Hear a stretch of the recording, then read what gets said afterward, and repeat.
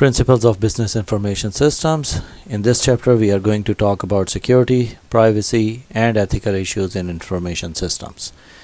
The principles or objectives of this chapter is that we'll be covering the policies and procedures that must be established to avoid the computer waste and mistakes. Now, computer waste are the major causes of computer problems, contributing as they do to unnecessary high cost and lost profits. Like computer waste involves the inappropriate use of computer technology and resources, etc. Now, the computer crime is a serious and rapidly growing area of concern requiring the management attention. So we'll have to see that what are the reasons why the information systems are not acting as they were supposed to do because of the wrong practices used by the staff or the people who are using the computers, etc. Job equipment and working conditions must be designed to avoid negative health effects. So we'll be covering at different concerns which are related to the health on computer waste and mistakes. So when we talk about computer waste, it's an inappropriate use of computer technology and resources. Anything which is provided by your organization is provided for official use. Means that it must be used for the official purposes. If you want to send certain emails out for the official things, or you want to share certain files, it should be under the parameters and the rules and regulations of the organization in fair usage policy of the equipment. Computer related mistakes could be errors, it could be failures or other computer problems that make computer output incorrect or not useful. Since if we'll be using the computers for more than the official work or for your own personal gain, it is highly possible that it would end up having lots of issues which would affect your official purpose for which the computer was issued to the individual. It is usually caused by the human error because humans are, or the employees or the staff in an organization is not following the rules and regulations of the organization. So when we talk about computer waste, it includes the employees wasting computer resources and time by playing games or surfing the internet, by sending unnecessary email, printing the documents and other material that is not related to their work, or they must be used for developing the systems that are not used for their full extent, and discarding the old hardware when it could be recycled or it could be given to the charity. Some of the organizations have this policy that once the equipment is outdated, rather than throwing it away, they sometimes charity it to the organizations or the local schools in the area. Now, to see computer waste, it's a cause of improper management of information systems and resources. So if you are not managing the resources available to you, and if it is not monitored that what staff is doing with those resources, that is considered as a computer waste as well. Now, discarding the old software and computer systems when they still have the value. So you'll have to estimate that if you have purchased a software or a program, if you can use it for anything other than that, since maybe you have the latest version, but there would be some older programs or applications that would require the usage of the older version of the software. Building and maintaining complex systems that are never used to their fullest extent. So everyone wants the fullest of the facilities or the features in a software. So you must only request for the features which are needed for the program. Of course, if we are asking for more features and we are not utilizing it, it means that we are spending a lot of money on that thing which is not being added as a productivity to our information systems.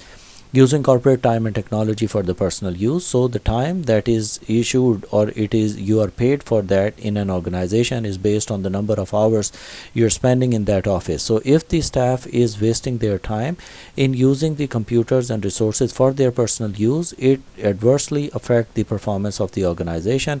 Further, it is a main reason that we receive lots of spam on the computers and emails, etc. Now there are other computer related mistakes as well. Some common mistakes could be the failure by the users to follow the proper procedures. Whenever an account is given to a user, usually there are set of instructions, the things that he is allowed to do with those computers and things. A complete set of instructions are there. Usually people read them and then they forget it with the passage of time, so it's really necessary to update the staff with the regular procedures and things with the passage of time. Unclear expectations and lack of feedback. So if they don't have a clear idea and they are not getting feedback of the utilization of the equipment, they would expect that it is quite normal to use these things for their own personal gain. Now the program development that contains errors. So if a program is developed by a programmer and it is being used in the organization without the problems being fixed in that program, could affect the performance of the organization. Incorrect data entry by data entry administrators also leads to wrong results. If, as we know, that garbage in, garbage out, there is a policy on that if a wrong data is entered in a system, of course you'll end up getting wrong results that would affect your performance in the longer run. Now there are different things which, with the help of which we can prevent the computer related waste and mistake. There are certain procedures for that. First of all, effective policies and procedures must be established, it must be implemented, it must be monitored, and then it should be reviewed. So first we'll have to establish that what will be the procedures and policies. Then we'll have to implement it. Once it's implemented, we'll have to monitor it, and in monitoring, if we'll see that it can be improved further, we'll move to the reviewed stage of it, where we'll be reviewing it to increase the efficiency of it. Now to explain the establishing policies and procedures, we'll have to establish policies and procedures regarding efficient acquisition and use and disposal of the systems and devices. So whatever we are using, there should be a procedure for that what is the acquisition process of it, it's good for what time, what would be the disposal process of it, and we'll dispose of the systems after how many years, and it is related to all the equipment that you are purchasing. Identify the most common type of the computer related mistakes. Know that what are the common mistakes which people are using while using those devices. Training programs for individuals and work groups. So you can devise, or you can schedule the dedicated training programs for the individuals or the teams, so that it is focusing on the utilization and maximization of the resources in order to add value to the overall objective and strategic goals of the organization. The manuals and the documents on how the computer systems are to be maintained and used. So if a person is using the computer or he's using a laptop, there would be clear instructions that what are the best usage practices, how you must be using it, how must you must take care of the system, what would be the cleaning procedures, how often should you call the IT help desk in order to help you in all those things. So all those instructions are usually mentioned in the manuals. Approval of certain systems and applications before they are implemented and used. So if you need to install anything on the computers or any applications, there will be the instructions for that how can you do it while following the rules and regulations of the organization. Now there are other types of computer related mistakes as well. For example, as we read, that data entry and data capture errors could be there, that if they are entering the data, there could be mistakes. Or if you're reading the data using the RFID tags or using the barcode scanner, etc., they would have the error in reading the code, etc. And there could be errors in the programs which are programmed. There could be errors in handling the files, for example, formatting the disk by mistake or by copying the old file over the newer file and stuff like that. Mishandling of the computer output, like whatever is displayed on the screen and how it is being utilized. Inadequate planning for and control of the equipment malfunctions, etc. Inadequate planning and control of the environmental difficulties, for example, the electrical problems, humidity, etc. Or installing the computing capacity inadequate for the level of the activity of the corporate websites, etc. You are overloading the computers, then it's capable of doing things. Then it could be a failure to provide access to most of the current information by not adding the new or not deleting the old URL links, etc. After that, we have implementing policies and procedures. Policies often focus on the implementation of the source data automation, how we are automating the process, use of the data editing to ensure data accuracy and completeness. So we'll be checking the data which is being entered, if it is accurate and if it's complete.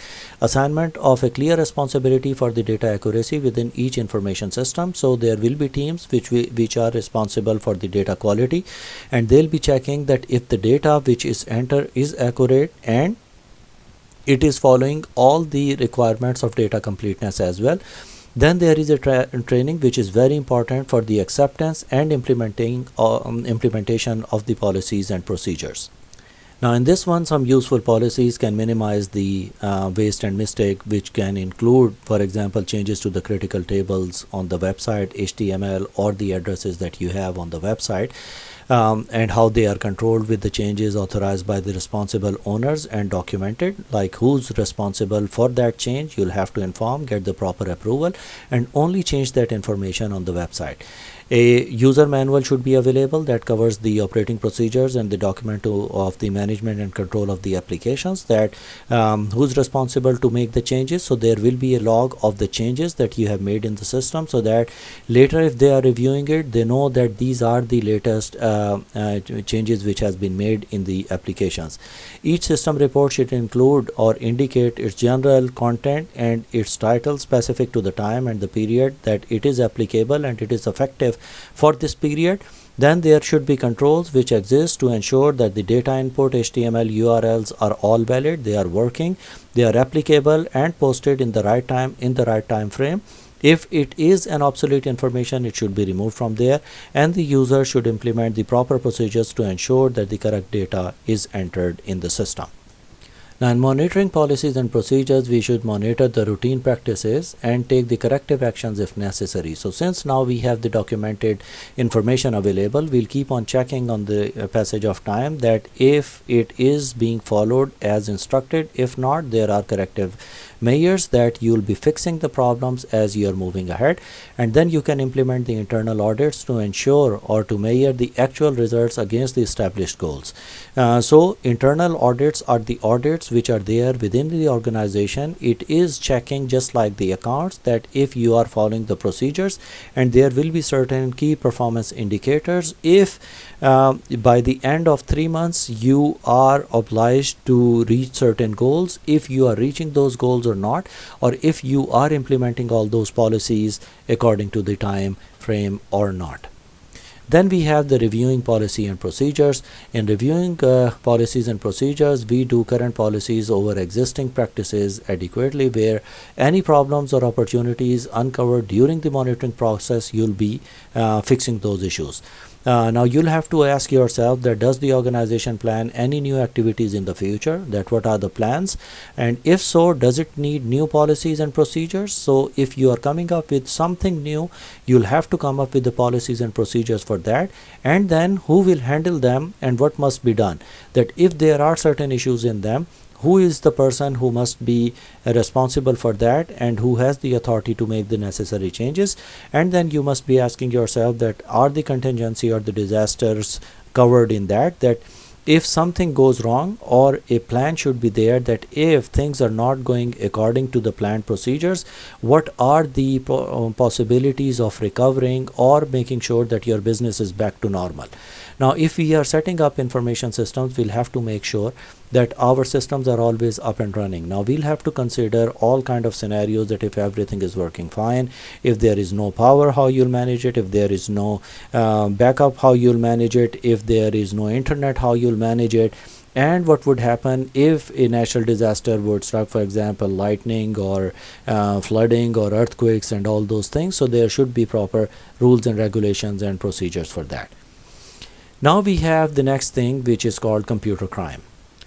Now since we are using the computer systems, computer crime is growing with the passage of time, and you might have seen lots of statistics of that.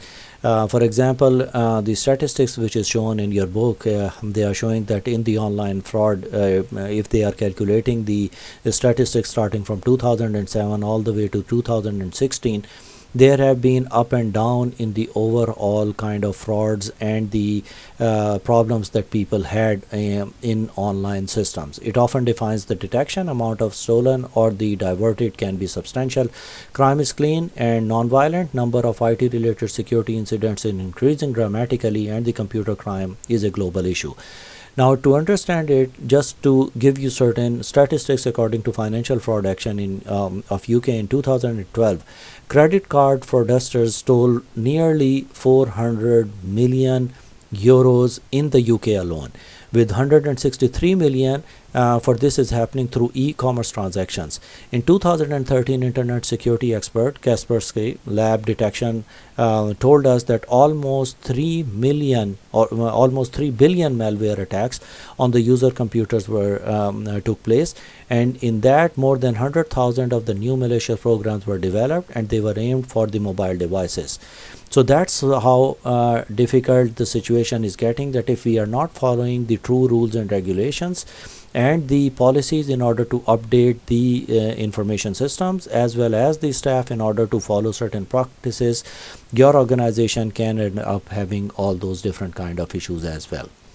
Now we have identity theft. Now, identity theft is imposter obtains the personal information and the information such as the social security and the driver license numbers, etc., in order to impersonate someone. So they'll take your information and they'll use that information on the internet, posing that if it's you who is doing all those transactions.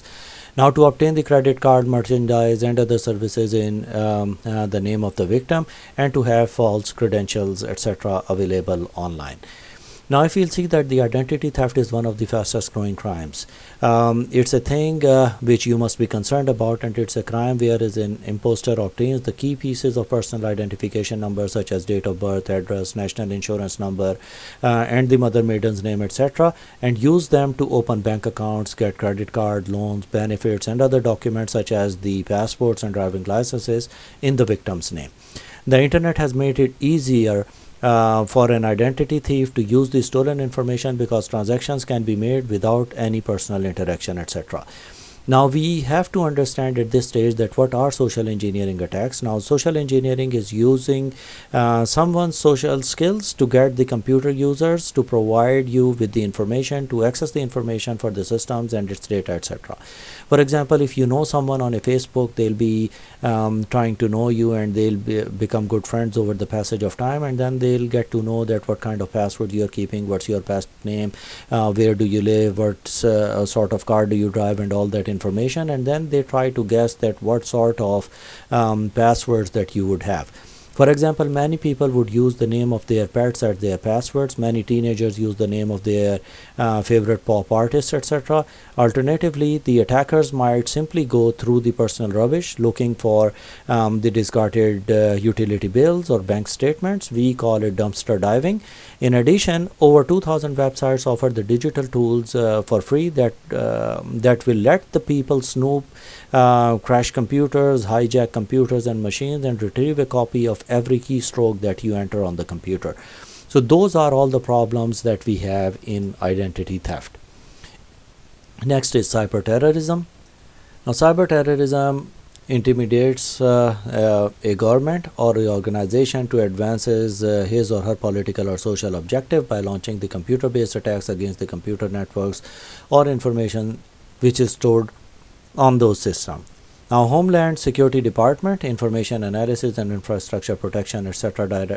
Directorate is the department responsible to keep an eye on all those things, and it serves as the governmental focal point for fighting the cyber terrorism. Now, as we know, we have already explained what is a cyber terrorist. The attacks could likely be aimed at a critical infrastructure, which includes the telecommunications. It could be energy, banking, finance, water systems, government operations, or the emergency services. Successful cyber attacks against the facility that provide these services could cause widespread and massive disruption to the normal functioning of a society. So that's what we have in cyber terrorism. Now we have illegal access and use. Whenever we talk about illegal access and use, we have the names that comes to our mind, which are hackers, script kiddies, insiders, or a virus. Now, a cracker or a hacker, a computer is a person or a computer or a computer savvy person who attempts to gain unauthorized or an illegal access to the computer systems. Then a script kiddie, just to explain it, it's a cracker with little technical savvy, or he has little knowledge about the technical or the scripting skills, who downloads programs called scripts which automate them, and then its job is to breaking in the computers. Then we have insiders. It's an employee or a disregarded or an employee which has been fired from the organization, working solo or in concert with the outsiders to compromise the corporate systems, etc. Then we have a virus. It's a computer program that is capable of attaching to disks or other files and replicating itself repeatedly, typically without the user knowledge and permission. A malware, which they are explaining, is a software program that destroys or damages the processing. So we must be aware of all these key terms if we are working or we are using any information systems in our organization. Now, hackers usually, sometimes they are working for money, sometimes they are working just for fun in order to disrupt the services. Sometimes they'll highlight some things that we have found certain weaknesses in your system, and if you'll not pay a certain amount, we'll hack your systems, and then they try to bribe the company or they try to get the money from the company just for their own financial gain. Just like malware, virus, and other things, we have worms as well. Now, worm is a parasitic computer program that can create copies of itself and infect the computers and send copies to the other computers via the network. So it would have multiple copies of it. It would see other clients which are also connected to the same network, so it would send the same copies, or it would spread itself with the passage of time. Then we have Trojan horses. It's a program that appears to be useful but purposely does something which a user does not accept, or you're not expecting that. So it could be a picture, it could be a video file, it could be an audio file. It would be played just like a normal file, but in the background it would be collecting certain information and it would be sending it to the masters, whoever has planted it on your computer. A logic bomb is a type of Trojan horse that executes when specific conditions occur. It happens that if the programmer or a person who left the organization, they have logically designed something that after leaving, when he leave the organization after, for example, 30 days or 40 days or 50 days, it would get active and it would start deleting the files from the network. So these kind of things which automate itself and they are active after a certain time is called a logic bomb. Then we have a variant which is modified version of a virus that is produced by the virus's author or another person. That actual virus was there. Someone knew that it is performing, but they had some other evil ideas that it can do certain things. So they'll get the main virus, they'll decipher it, and they'll make it more lethal by adding more dangerous code to the same kind of virus which would affect the organization in the wider perspective. Now, in order to fight all those things, we have antivirus programs, which is a program or a utility which prevents viruses and recovers the computer from any kind of virus which has affected the network or that computer with that specific kind of worm, Trojan horse, virus, spyware, or anything related to that which could compromise the security of the computer. Now, tips on using the antivirus software could be run the updates of the antivirus software quite often, so that you have the latest definitions of the latest viruses or any latest kind of worm which has been released by any hacking community. Since the antivirus software companies are linked to the main databases and it's getting the definition from there. So if a new virus is updated or reported to the vendor of the virus, it is automatically they'll come up with a cure and it would update all the clients which are using their service. Now you'll have to scan all disks and CDs before using them. So never trust any USB or a disk drive or a USB or a DVD or anything like that, or a file that you'll receive through email. before you'll scan it, make sure that it's clear and that virus should not penetrate in your computer. Install a software only from a sealed package or a secure well-known website. It's not like if you are getting a pop-up, you'll simply click on it and you would install it on your computer. Follow careful downloading practices in your organization. If you're not allowed to download certain files, don't download it. And if you detect a virus, take an immediate action to remove it, report it, or quarantine it so that you can save your computer from any kind of hacking attempts. Now we have software and internet software privacy issues. In the software is protected by the copyright rules and regulations, so we'll have to read the rules and regulations and what are the governing rules to use that software in a legal way. There are certain softwares that we are purchasing. It's meant to be used throughout the organization. It can be used with a specific department or with an individual user. So you'll have to read the terms and conditions for that. If you have purchased a software with a single user license, it should be used by that single user only. But if you are purchasing a license which should be used for the entire organization, you can use it freely without having any legal issues by following the copyrights of the software. Now the copyright violations could be make additional copies of it, distributing it without getting the proper permission from the vendor, or loading the software onto more than one machine. Then software piracy is act of illegally duplicating the software. For example, downloading Windows illegally or downloading the cracks or any software. Now most of these cracks which are available on the internet, they are also filled in with the Trojan horses, viruses and bombs, etc. You won't detect it unless and until if you are using a really good antivirus software. Now internet software piracy is also there, most rapidly expanding type of the software piracy and the most difficult form to combat, because there are lots of softwares available on the market and there are lots of people who will just leak that serial key which they have purchased, or if there are some companies or any hacker which has penetrated in any computer of the organization, they might get the software key for that and would upload it somewhere on the internet where the people at large would be using the same key and would be activating the software using the same serial key. Examples could be pirate websites through which they are downloading these illegal softwares and tools, auction sites, etc., which are the counterfeit softwares, and the peer-to-peer networks, etc., where they are sharing all these different kind of pirated softwares. Now we have computer related scams. Examples could be internet scams, get rich quickly emails that you are receiving quite frequently from different people. You don't know them, or maybe sometimes you know it.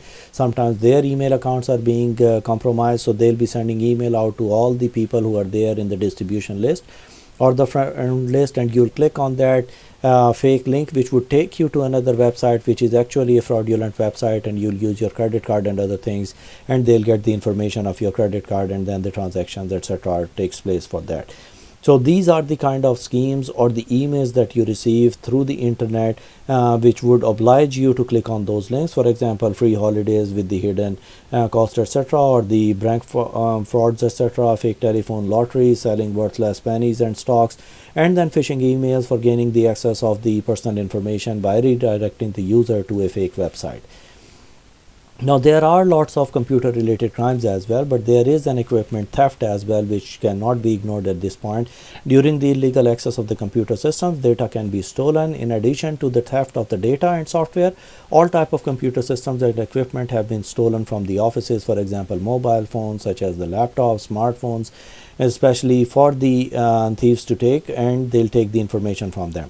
Very often the data stored in these devices is more valuable than the device itself, and then they sometimes sell that information in the on the internet, and then they make a lot of money on that.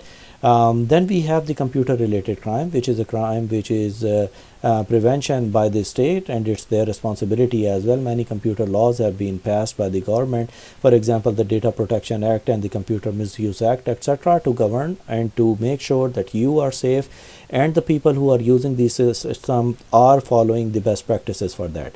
Now, the computer crime prevention by the organizations could be done by encrypting the sensitive data. It means that the data should not be available easily unless it is decrypted. So there will be a special encryption key and a decryption key, so that if someone will get hold of the lost CD or a USB or the hard drive, they'll not be able to get access to the data which was stored on that. Insist on a strong password, so there should be a policy of having alphanumeric 8 characters or more longer passwords, which can save you from any kind of issues like that. Conduct frequent audits on the systems, making sure that your systems are safe and you have the safe usage policy, antivirus, anti-spam softwares installed, and firewalls working to protect you from any kind of problems. Restrict the physical access to the computer so that only the persons authorized must be able to use the systems after providing a username and password.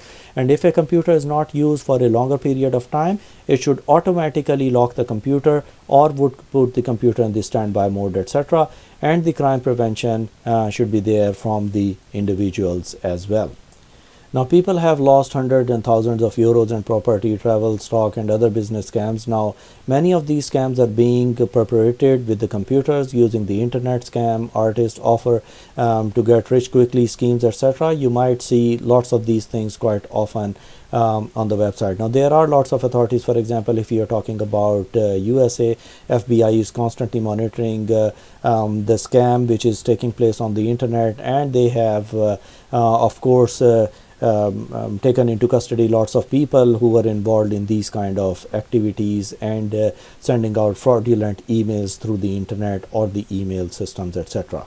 Now, there are certain things which you must have in mind before making sure that you are using internet and you are being safe on the internet, is that don't agree to anything in a high pressure meeting or in a seminar. If someone is insisting to do something, make sure that you are getting all the deep down details of it. Don't judge a company based on appearance of it. Make sure that they are the legitimate company which is operating in the market for quite a long time. Avoid any plans that pay commission or simply for recruiting additional distributors, etc. Beware of the shills that they say, that the people paid by the companies to lie about how much they have earned and how easy it is to make money online, etc. Beware of the companies that claim that it can set you up in a profitable home or business related things, etc. If you are interested in starting a home based business, get a complete description to work. There is a lot of information available on the internet. You can cross check all that information before relying on someone. Get in writing the refund, buyback, or the cancellation policies, etc. And if you need any advice of related to any online business, or if you want to report a possible scam, contact the companies and by the crime department in that particular society to make sure that you are dealing in a safe environment. Then we have different privacy issues.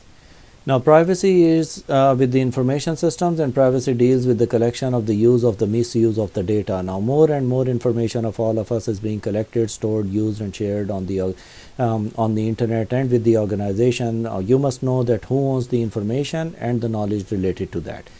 Now, in order to make sure that your information relates to you only and it's really important, there are certain mechanisms with the help of which you can protect your identity. There are lots of different ways for that. One of it is biometrics as well. The measurement of one of a person's traits, for example, it could be a physical or a behavioral aspect of it. Biometric systems can scan fingerprints, it can scan faces, handprints, irises, and retina of the images, or prevent the unauthorized access to important data on the computer and resources. So if you're using those systems, it is really difficult to impersonate you or to use your details somewhere else on the internet. Now, in order to make sure that you are safe on the internet, always remember to install a strong user authentication and encryption capabilities, etc., or the firewalls in your organization. Install the latest security patches on your computers or the equipment that you are using. Make sure that it is up to date and it has all the latest patches which are released by the by the vendor itself. Disable the guest accounts if you are using on the computer, and if they were allowed by default, you must disable it. Do not provide over-friendly logon procedures for the remote users. For example, organizations that use the word welcome and their initial logo screens, etc., difficult to distinguish that if it's a normal user or it's a person who's trying to be someone who he's not actually. Now restrict the physical access to the computer, as we have covered already. Give each application a proper time to understand. Check it that you are using it for the official purposes only. Turn on the audits on those computers. Consider using a caller ID. For example, if you have certain things defined on it itself, make sure that they are being recalled by different IDs. Install the corporate antivirus, install an antivirus, conduct the regular information security audits, etc., and verify and exercise the frequent data backups, etc. So if you have a backup on your computer, only then you can protect your identity. In order to protect the privacy of the computer, you must have the intrusion detection systems and intrusion prevention systems installed. Now, intrusion detection systems are the software that monitors the systems and network resources and notifies the network and the security personnel, etc., when it senses something which could be a possible intrusion on the system. So it is constantly monitoring the what's going on the system and the normal usage hours, etc. To give you an example, for example, the working hours in an organization is from 7:30 to 4 o'clock. If all of a sudden someone logs into the systems late night or early mornings, which is not falling in the work hours of an organization, it could ring a bell, and the intrusion detection system would definitely catch it, and it would raise a flag that it should be checked that why someone is accessing those systems on those specific timings. Now, privacy is a big issue for many people. When information is computerized and can be processed and transferred easily, augmented or collated, summarized and reported privacy concerns, of course, grows. The European Union has a data protection and directives that requires firms transporting the data across national boundaries to have certain privacy procedures in place. The directives affect the virtually any company doing a business in Europe, and it's driving much of the attention being given to the privacy in the US, etc. So the privacy at work is equally important. Now, privacy and the government and the privacy at work, now if it's a government or a national body is there, they usually takes care of most of the things that your information is being saved and being used for the purpose it is being collected for.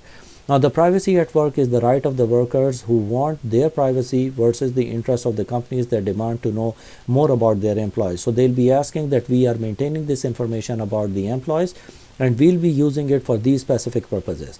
Now, workers can closely be monitored via the computer technology. They can track every keystroke made by the user, determine what the workers are doing while the keyboard, estimate how many breaks the worker is taking. So all that information can be collected by the employer. But of course, before doing all those things, you'll have to inform the staff that will be connecting all that information about you.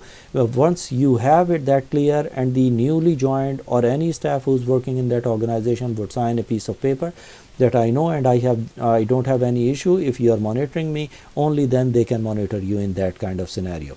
Many workers consider monitoring to be dehumanizing, thinking that maybe it's too intrusive on the work ethics, or they are trying to penetrate too much into the privacy of an individual user.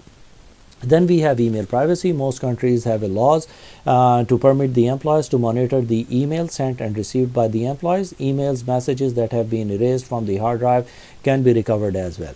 Now, emails also raises some interesting issues about the work privacy. A company has the right to look in the data stored on the servers, which includes the emails on the servers, and therefore all the messages sent to or received by the employees.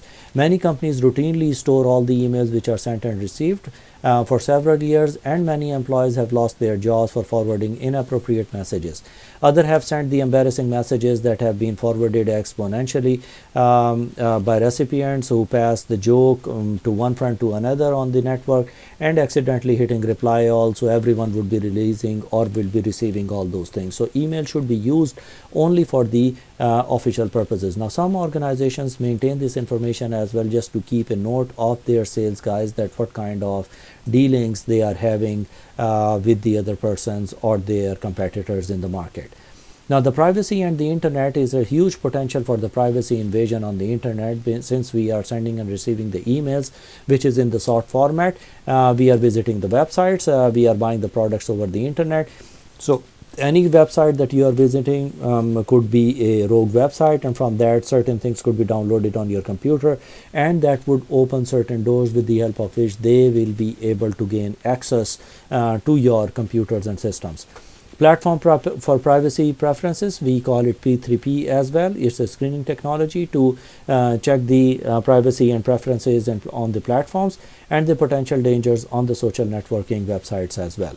Now if you are using any website for any buying or selling, make sure that you are using the policies which are there on the website. Now some websites deliberately try to avoid all that information, but since a buyer, it's your right to know that what would be the rules and regulations, what's the privacy policy, what's the return policy, what would be the procedure if you'll end up having a product which is not up to the expectations and all those things. So that's your privacy, and you must be concerned about it, that what sort of information you are looking for, and that information should be available on the website through which you are using your credit card for any financial transactions, etc. Of course, always there is a fairness in information use as well, that what information should be kept for how long and for what purpose.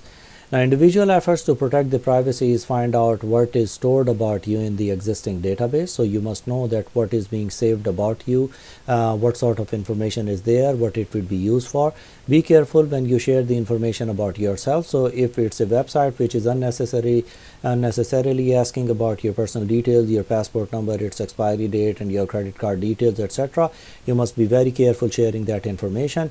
Be proactive in protect your privacy. Since it's your privacy, you must be better concerned about that. When purchasing anything from the website, make sure that you safeguard your credit card numbers, etc., passwords, or any personal information which is being asked on the website. Now, in the work environment, use the computer-based information systems has changed the workforce. Jobs requires the information system literacy have increased. So not like the old accounting systems where they used to manage everything on registers. Now everything is on the computers, and there is a basic requirement that you must have the basic knowledge of usage of computers, etc. Now the computer technology and information systems have opened up the numerous avenues for the professionals and non-professionals.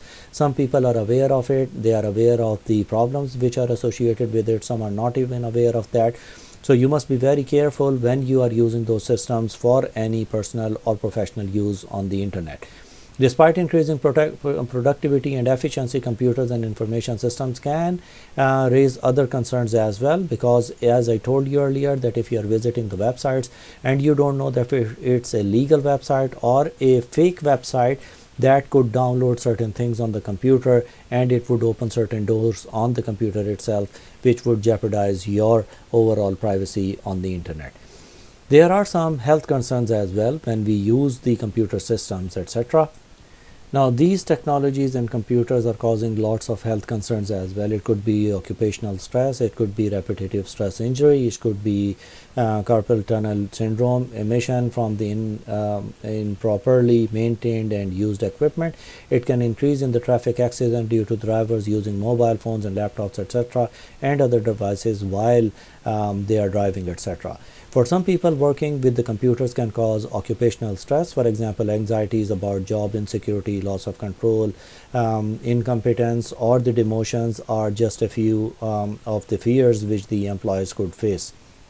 In some cases, the stress can be so severe that the workers might sabotage the computer systems and equipment. Monitoring the employee stress can alert the company to potential problems as well.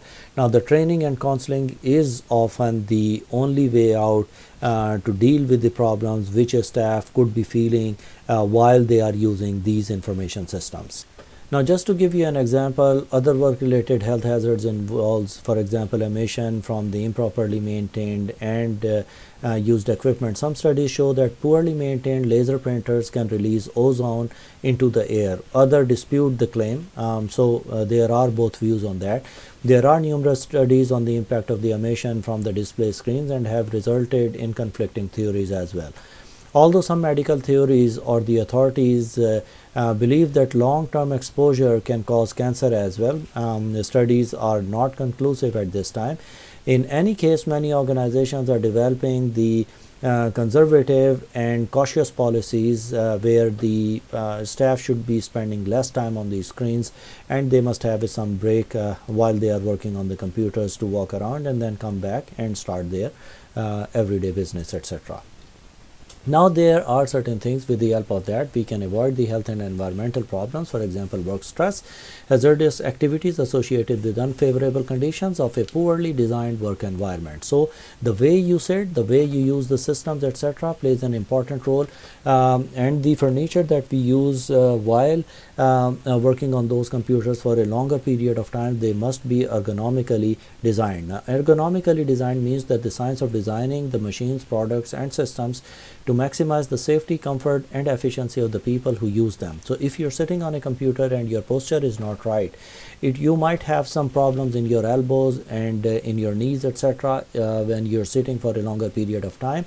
And if you're constantly working, you'll have permanent pain or the deformation in those areas. Then the employers, individuals, and hardware manufacturer companies, etc., can take steps to reduce the RSI and develop a better work environment, etc. That's why we see that all the big companies, name it, for example, Apple or Microsoft or LCD manufacturers, etc., they always come up with new designs which are based on different studies, making sure that it is putting very less stress on the people who are using it for a longer period of time. Just like Microsoft released different ergonomically designed keyboards, etc., which had a splitted keyboard on both sides according to the shape of the hand, so that there is less stress. And then LCD manufacturers, etc., are also coming up with the design and the reducing the radiations which are being emitted by these LCD screens. Now, since you are using those systems, you must be better concerned about how you use the system. For example, when you're working on a workstation, the top of the monitor should be at the or just below the eye level. Your wrist and hand should be in line with your forearm, with your elbows close to your body, and your wrist and hands should be in line with your forearm. With your elbows close to your body and supported. Your lower back needs to be well supported. Your feet should be flat. Your feet should be flat on the floor. Take the occasional breaks between the work to get away from the keyboard and screen. Stand up and stretch while you are even at the workplace, and do not ignore any pain or discomfort that you are facing when you are using these systems. Then we have ethical issues in information systems. Laws do not provide a complete guide to ethical behavior. That's entirely up to you how you want to do it. And many information system related organizations have code of ethics for their members, which they have devised over the period of time. For example, the British Computer Society, etc. There could be lots of other things. But there are certain code of ethics in an organization. A code of ethics is that states the principles and core values that are essential to set off people and therefore govern their behavior, etc. Some of those code of ethics could be fair and take action, and do not discriminate anyone, honor the property rights including the copyrights, etc., give proper credit of the intellectual property. So if you are using some information from somewhere, make sure that you are giving proper reference to that. Respect the privacy of others. It's not like if you received an email from someone by mistake, you are circulating it, delete it, or rather don't delete it if someone has informed you. Or honor the confidentiality of the other people as well. Just like you want your confidentiality to be intact, respect the privacy and the confidentiality of the others as well. Now we see that some information system professionals believe that their field offers many opportunities for unethical behavior. They also believe that the unethical behavior can be reduced by the top level managers developing discussions and enforcing the code of ethics, etc. Various information system related organizations and associations promote ethically responsible use of information systems and have developed useful code of ethics. So it's entirely up to us that how we want to use the systems for us and for our organization. So that brings us to the end of the chapter. Just to cover, we covered the computer waste, which is an inappropriate use of computer technology and resources. Computer related mistakes could be the errors, failures, and other computer problems that make computer output incorrect and not useful. Preventing computer related waste and mistakes require establishing, implementing, and monitoring and reviewing the effective policies and procedures. Then criminals need two capabilities to commit most computer crimes: knowing how to gain access to the computer system and knowing how to manipulate the system and produce desired results. Crimes in which computer is a tool, for example, cyberterrorism, identity theft, etc. And finally, the effort to curb the computer crime are being made by state and federal agencies, corporations, and individuals.